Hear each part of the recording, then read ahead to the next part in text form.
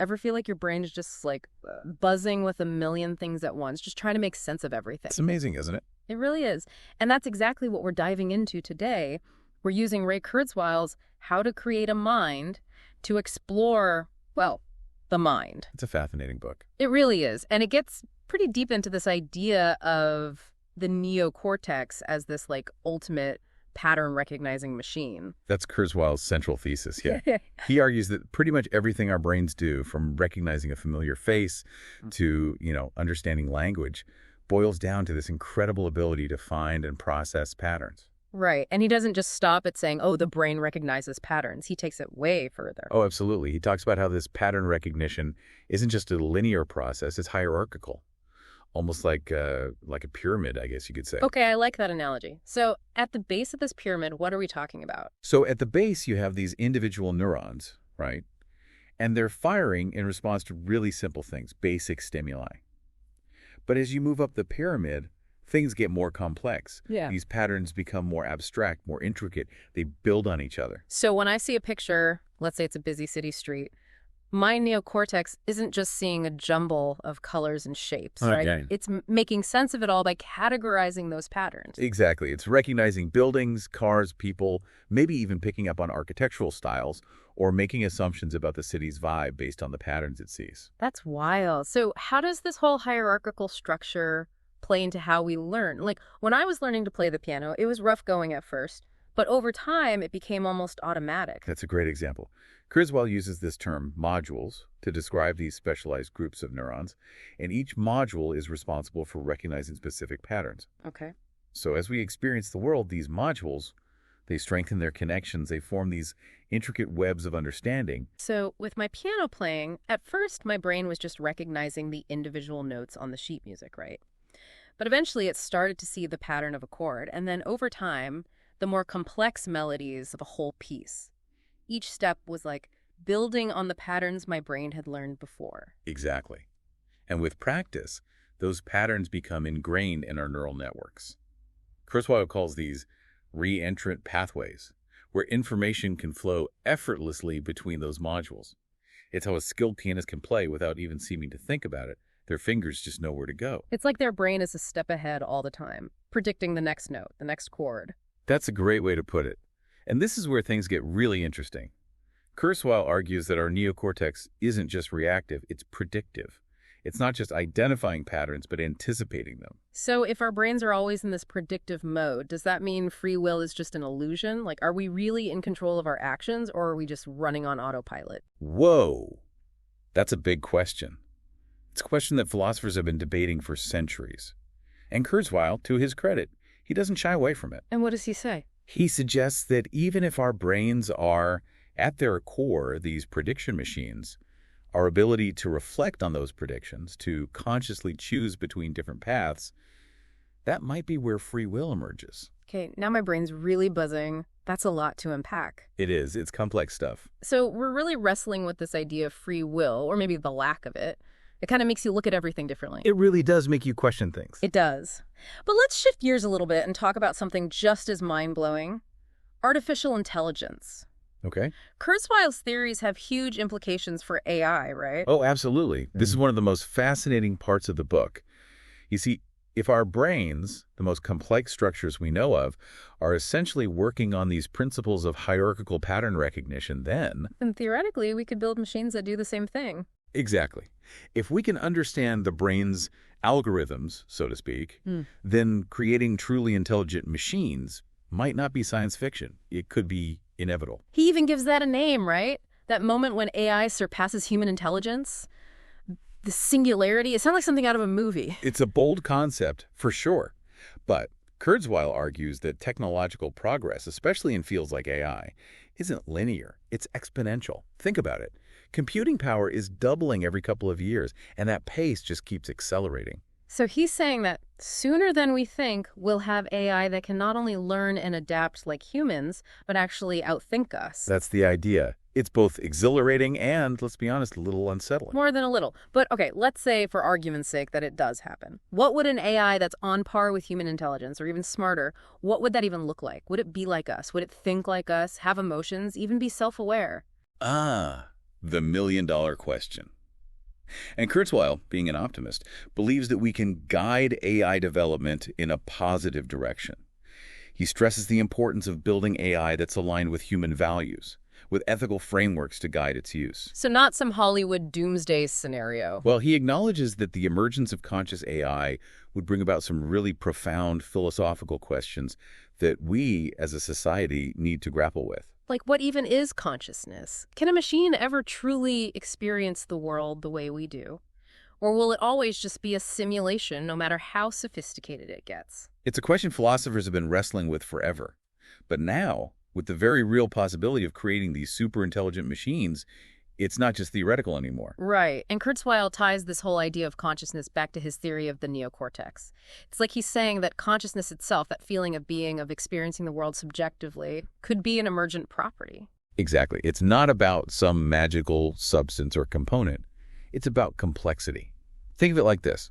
A single water molecule on its own, it doesn't have the properties of wetness, right? Right. That wetness only emerges from the interaction of countless water molecules. So Kurzweil is suggesting that consciousness might work in a similar way. It could emerge from the incredibly intricate interplay of patterns within a system as complex as the human brain. So are we saying that if we could build an AI that's as complex as the human neocortex, consciousness could just pop into existence? It's a mind-blowing idea, isn't it? And it begs the question, how would we even know? How could we test for something like that? We can't just ask a machine, hey, are you conscious? And expect a straight answer. Right, because even if it could talk to us, how would we know it wasn't just mimicking consciousness, just following its programming? It blurs the lines between science fiction and reality in a big way. It really does. Okay, so how do we even begin to figure this out? How do we know if an AI has truly crossed that line into consciousness? It's something researchers are grappling with right now. Some are looking for signs of true creativity. Can the AI come up with genuinely novel ideas? Can it solve problems in ways we wouldn't expect? I like that. What else? Others are focusing on emotional responses. Can the AI show empathy, compassion, maybe even humor? So we're looking for those uniquely human qualities as markers of consciousness.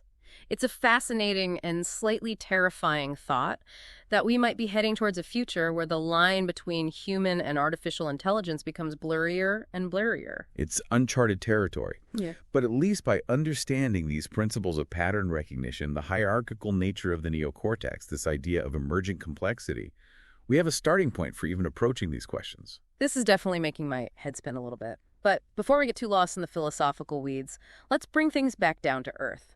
Kurzweil is not just talking about creating artificial intelligence, right? He sees practical applications for these ideas, ways we can use this knowledge to improve our own lives. Absolutely, he does. So we've gone pretty deep on this whole idea of the brain as a pattern-recognizing machine. Deep dive indeed. But it makes you wonder, right? If we can understand how our brains learn, how they adapt, can we actually use that knowledge to, get better at thinking? That's exactly what Kurzweil gets at. He argues that understanding these principles, it's not just about building smarter AI, it's about unlocking our own cognitive potential. Okay, now you're speaking my language. So how do we do it? What's the secret? Well, there's no magic bullet.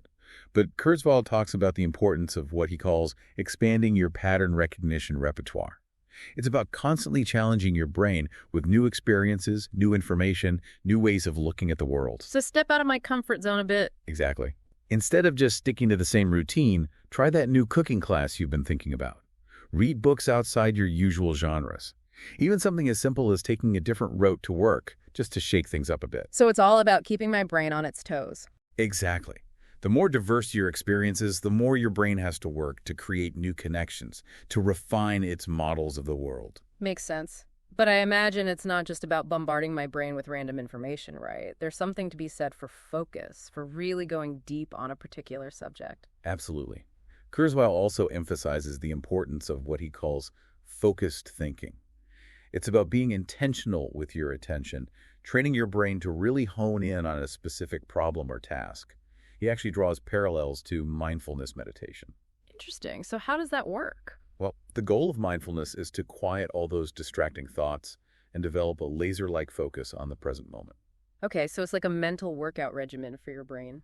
You could say that. Mm-hmm. And it's not just about meditation either. It applies to any skill you want to develop, whether it's playing an instrument, writing code, or even just learning to have more engaging conversations. It's about training your neocortex, strengthening those neural pathways through practice and focused attention. This is making me realize how much I take my brain for granted. It really is an incredible organ. But if we can improve our thinking, our cognitive abilities, by understanding how it all works, that seems like it could have a huge impact. And not just for individuals, but for society as a whole. That's exactly Kurzweil's point. He envisions a future where education is tailored to the way our brains actually learn, where technology is used to enhance our natural abilities, where collaboration and problem solving can reach new levels of sophistication. It's a pretty optimistic vision, but hey, after everything we've discussed today, it doesn't sound completely impossible. Not at all. And it all comes back to that core idea. The brain as a pattern recognizer. By understanding the elegance and the power of this system, we open doors not just to building incredible AI, but to unlocking our own cognitive potential as well. This deep dive has been a wild ride. I'm definitely going to be looking at the world and my own mind a bit differently from now on. That's what we were hoping for. It's about more than just information. It's about shifting your perspective, opening your mind to new possibilities. So for our listeners who are ready to keep exploring these ideas, who want to learn more about Kurzweil and the neocortex, where should they start? Well, How to Create a Mind is a fantastic read, obviously. It's a really engaging blend of neuroscience, computer science, and philosophy. And there are tons of resources available online, too. University lectures, forums, you name it. Plenty of places where these ideas are being debated and discussed. We'll be sure to link to some of those resources in the show notes. But for now, I think the biggest takeaway is pretty simple. Don't underestimate the power of your own mind. It's capable of truly incredible things, and the more we understand about how it works, the more we can tap into that potential. Couldn't have said it better myself. Keep asking those questions, keep exploring, and never stop learning. The journey of understanding the mind, it's a lifelong adventure. And on that note, we'll wrap up this deep dive into the fascinating world of the neocortex and the future of intelligence. Until next time, keep those brains buzzing.